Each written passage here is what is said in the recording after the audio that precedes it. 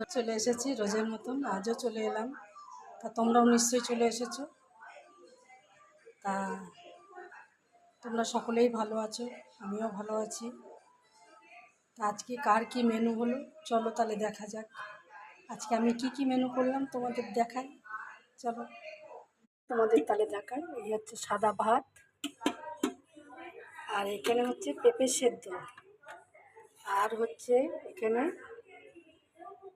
ঢেঁড়স আলু তরকারি, পেঁয়াজ পাঁচফোড়ন দিয়ে, আর হচ্ছে এখানে পাবদা মাছ ভাজা, আজকে কোনো মাছের ঝোল ঝাল নেই।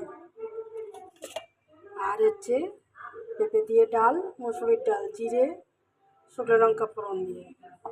আর দেখো এখানে চিচিঙ্গে আলু ভাজা, পটল ভাজা, আর এখানে হচ্ছে ডিমের অমলেট। ঠিক আছে, তিনজনে তিনটে অমলেট। আর এই যে ডিমটা ভাবছো তোমরা, এই ডিমটা এরকম কেন? এই ডিমটা হচ্ছে বাচ্চার জন্য, লঙ্কা ছাড়া। এটা মার্ক করা আমাদের নিজেদের বোঝার জন্য এইভাবে আমি পাঠ করেছি। তা তোমাদের বন্ধুরা কেমন লাগলো আমার আজকের এই মেনু, কমেন্ট করবে, শেয়ার করবে, আর আমার পেজটাকে একটু ফলো করে দিও।